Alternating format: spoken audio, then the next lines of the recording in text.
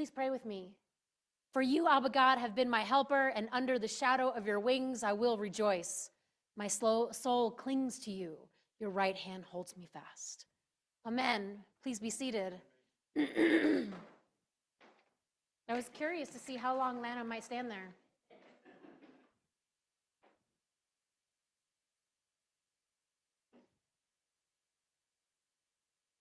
Lent 3. Almost there. Halfway mark. I mentioned recently that Come Thou Fount is not only one of my favorite hymns, but is the inspiration for my messages throughout Lent. As our sign out front says, prone to wander, Lord, I feel it, prone to leave the God I love. While the third verse is my absolute favorite and the one I quoted 2 weeks ago, which I all know that you have that sermon committed to memory and heart. Linda's nodding. The other two are remarkable as well. For this week, the first verse aligns well with our First Testament passage. Come, thou fount of every blessing, tune my heart to sing thy grace. Streams of mercy never ceasing, call for songs of loudest praise. Teach me some melodious sonnet, sung by flaming tongues above. Praise the mount, oh, fix me on it, mount of God's unchanging love. Remember that the season of Lent is about taking a deep, long, hard look in the mirror. As I said at the very beginning of the service, you should grow more and more uncomfortable as it gets more silent and more silent through the service. I'm not upset for you if you're feeling uncomfortable. That is the point. Lent is not a time of comfort. Comfort is coming. Okay? And the reality is, while we may not think about it often, we are prone to wander. Specifically from God. And by we, I mean all of us. And I will tell you this every week through Lent that I'm teaching here because, or preaching. Is there a difference? I'm not sure. We could debate about it later. Because I want you to know that I am not out front, way ahead of you, as if I am some holier than thou figure in the church. These sermons come from my broken heart. They come from my tendency to wander. And if I'm wandering and I spend so much time every week focused on the scriptures and on God and on prayer, then those of you who have other jobs and other occupations and other activities will be as well. And this verse specifically, Come Thou Fount, exposes us in a very subtle yet real way. The verse weds the concept of teaching through singing and music making with being fixed on God's mountain. The solicitation of the fount of every blessing, God, is the source of our blessing, of our singing, and the ground of our sure foundation where our feet find firm and proper physics and resistance. As in, our feet are anchored in and on the mount of God's unconditional, never-stopping, always and forever love. We find ourselves on terra firma, solid ground, firm ground. God's love for us is the solid ground from which our life, love, and liberation spring eternal. From this place, we should not wander. But we do. We get itchy, scratchy, little wanting to move feet, so we like to be busy. I'm glad you laughed because I know that sometimes standing still is hard to do. Sometimes we wander because we forget that where we stand and on what we stand matters, forgetting that we stand in and on the firm foundation of the proclamation of the gospel of Jesus Christ. And forgetting this leads us to treat the very ground under our feet, the ground from which springs our very sustenance, food, shelter, clothing, community, all of it, as if it has no essence of its own and is only there to be an object in our grand schemes to acquire power, prestige, and privilege, mere product for our grist mills. Just grind that sucker up. What kind of profit can I gain from it? In forgetting where and on what we stand, we find ourselves tromping about and treading all over other people, our neighbors, the very beloved of God, devaluing their alterity, their identity, their irreplaceability, demanding that they look and act more like the dominant group, like us. When we forget that the mount on which we are fixed is the mountain of God, we desecrate sacred soil, leaving our shoes on as we step wherever and on whomever we need or want to step. We are prone to tromp and tread about because we are prone to wander from our God of love. Moses was keeping the flock of his father-in-law, Jethro, the priest of Midian. He led his flock beyond the wilderness and came to Horeb, the mountain of God. There, the angel of God appeared to him in a flame of fire out of a bush. He looked, and the bush was blazing, yet it was not consumed. Then Moses said, I must turn aside and look at this great sight and see why the bush is not burned up. When God saw that he had turned aside to see, God called to him out of the bush, Moses, Moses. And Moses said, Here I am. Then God said, Come no closer, remove the sandals from your feet, for the place on which you are standing is holy ground. The First Testament text is from Exodus and highlights God's calling of Moses. An interesting story in its own right. Nothing beats a spontaneously combusting bush from which God's voice beckons a person minding their own business, right? Not only did Moses want to look in at the burning bush, we too are like, come again? In my research, I discovered that this story is not a smooth, cohesive unit. Rather, it's a merger from two different sources according to the Hebrew words.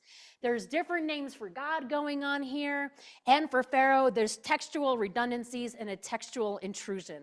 Daniel, can you go to the slide, like the third, I think it's the third slide of the Exodus passage.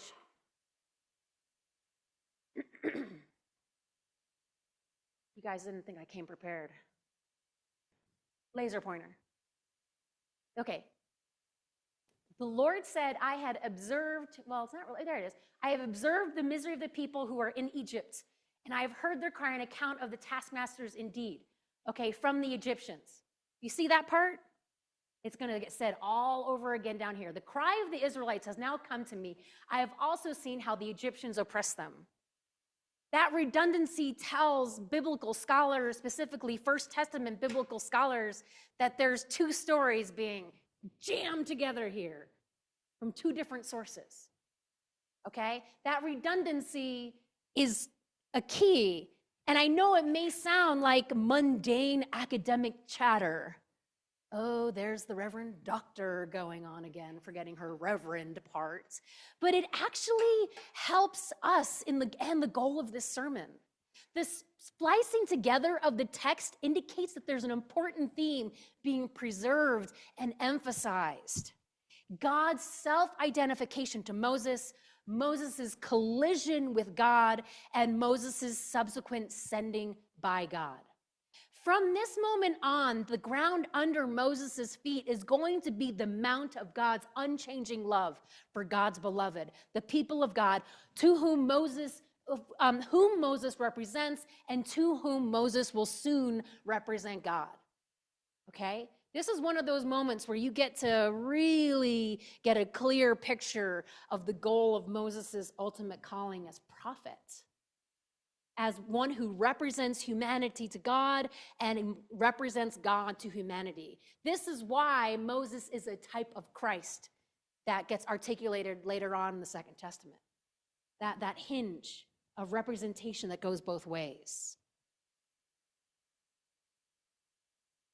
For it is there on Horeb, which literally means the mountain of God, where Moses comes face to face or face to flame with God on sacred holy land. The text tells us that as Moses is on Horeb, the Mount of God, he noticed a bush that's burning. This isn't just any spontaneously combusting flora. It's God's presence, and it's intentionally trying to get Moses' attention. As the bush burns and doesn't burn up, Moses is curious and comes closer. Then the text tells us that this is part of the reason for the flame, to get Moses' attention, not just anyone, but this one, the son-in-law of Jethro, the one called Moses. So it's not a random bush, just burning forever on end until someone notices it. It is an intentional descent by the presence of God to solicit the attention of Moses. So the bush calls out to Moses using his name twice. And by the way, anytime you see that double use, Moses, Moses, Martha, Martha, I want you to understand it and hear it in terms of a warm, affectionate calling. Not Moses, Moses, but a little bit more warm and loving. Moses, Moses, like, come, turn your face to me, come to me. Martha, Martha, you are worried about many things, but only one thing is necessary, not a rebuke. A warm, loving solicitation like a parent to a child redirecting attention. After Moses responds to the divine voice coming from the bush, God stops Moses from coming any closer and commands him to take off his shoes. Why? It is the same sand that was right before Moses took that step that is now in this area of the bush, right? Because there are some places that are holy and sacred where one must walk carefully and tenderly. Places where one must come and enter humbly and vulnerably. And I don't know about you, but any parent that has been in a house with Legos knows exactly what I'm talking about. There is nothing like hitting a Lego in the middle of the night on a tenderly warm foot that is not expecting it. Okay? Everyone walks a bit differently with shoes on, faster, and with less concern for where they place their feet. Why do I need to care? I've got protection on my feet. I can stomp around wherever I want to. Yeah, even in these, I can see your judgment. Okay? Even more so, because I've got a lot of inches between my sole and the ground. Okay? But as soon as shoes come off, we walk slowly and with more concern for where we place our feet, being aware of both our ability to damage and to be damaged. I have a shoes off in the house rule, mostly because if you have your shoes on, it's going to take you a lot longer to realize that you're stepping on my toes, right? And that's the worst feeling when you by accident step back and you feel like tiny little toes behind you and you've been wearing shoes and it hurts, right? When we take our shoes off, the whole world becomes different. That's actually like literally the motto of Zero shoes, which are those flat little rubber shoes that you can wear where you can feel the ground as you're walking, okay? In this sacred place and in this vulnerable position, Moses receives God's self-disclosure. God tells Moses, I am the God of your father, the God of Abraham, the God of Isaac, and the God of Jacob. In this self-declaration, God also becomes the God of Moses. Standing on the mountain of God, face to face with the divine flame, shoeless and vulnerable, Moses received not only God's self-declaration, thus God's self, coming into personal contact and experience with the God of his forefathers, but also Moses comes into contact with his calling. After explaining that God has heard and felt, literally, there is an intention in the text where God says, I have heard and I have known. It's actually on that same slide. And I would use my laser pointer if Daniel wasn't smart to prevent me from using my laser pointer. It works better. So if you're part cat, there you go.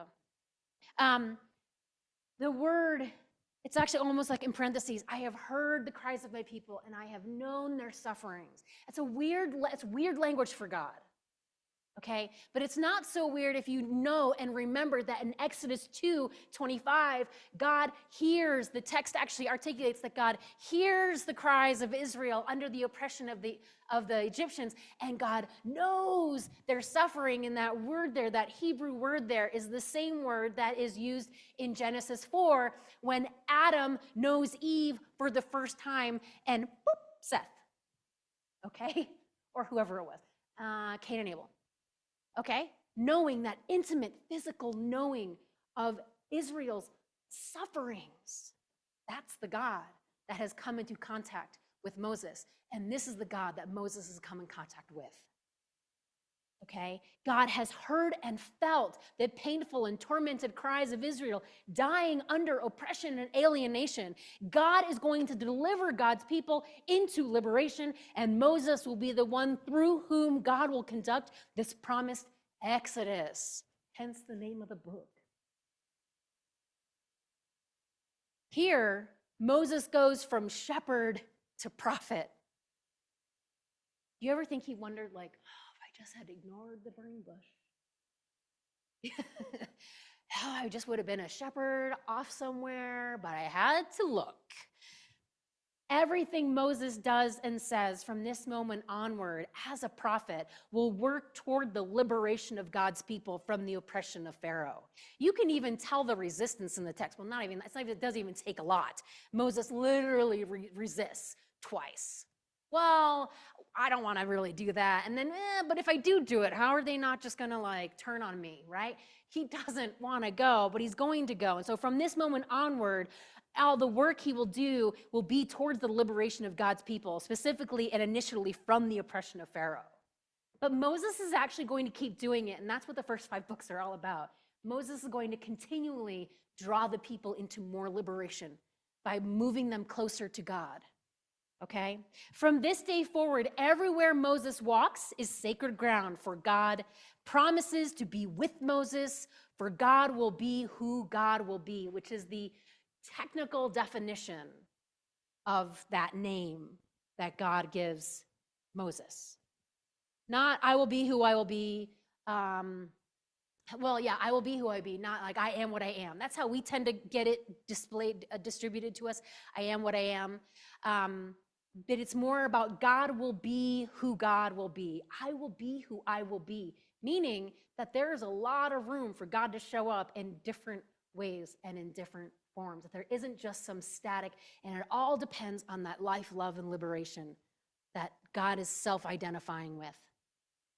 That is the one who will go with Moses in Israel. Who will God be? The one who goes with Israel, even as they wander. Okay, even as they cry out against God, God will go. Even as they turn their backs on God, God will go. Even as they do things in God's name that aren't part of God's will, God will go. None of what is in this passage from Exodus is about Israel forgetting where and on which they stand. In fact, it's about Moses being made very aware that he's on holy ground and will be as he walks into Pharaoh's throne room and demands the children of God be released and all in God's name, for God is with him. But here's the thing. The bulk of Exodus is about exhorting Israel to stay with God, to keep their eyes on God and walk with God, thus walk with their neighbor and correct the wrongs in the world. But why? Why is this story a focal point in Israel's history? Because, well, Israel has a history of finding themselves tromping about, shoes on, causing violence to the neighbors and to themselves, eager to bring glory to themselves and forgetting the holy ground on which they stand with God. They will forget that their ground is hallowed and that they should tread tenderly and vulnerably. I say this not only because I've read the book, I say this because in a few chapters in this text, Israel will be liberated and will rejoice with singing and dancing and then swear that Moses is trying to kill them by leading them into the wilderness. In chapters, like it's coming, it's like right around the corner, okay? Whether intentional or unintentional, Israel will begin to forsake God, to forget, and to wander away from their God whom they love, and thus also to begin to see their neighbor as a threat, their land as theirs, and live as if they and the promised land weren't intended to be a blessing through whom all the world, including other nations, will be and would be blessed. Israel will get caught up in the lie that power and military might equal peace and safety. Tall walls and ethnic purity equals security and blessedness. They will forget God is the source of their identity and create their own identity by their own means, with their shoes on, disconnected from the hallowed ground, the mount of God's unchanging love. They will stand on their own lands and wander from God and thus from their call. Moses knows this. God knows this. So it is with us. And as we go through this third week of Lent, let us consider our times of forgetting the hallowed ground we stand on, the times we forgot that there is tender earth under our feet, the very ground God walks with us as our neighbor. Let us consider how we've forgotten our calling to be a blessing of love, life, and liberation to our neighbors, especially the least of these. Let us consider how we've forgotten the good story, forgotten that our terra firma was, and always will be God, and with God in Christ, we bear not the name Christian. As wonderful and miraculous as we are fleshy, meat creatures prone to wander. The good news is God knows this. And the even better news is God will come to do something about it.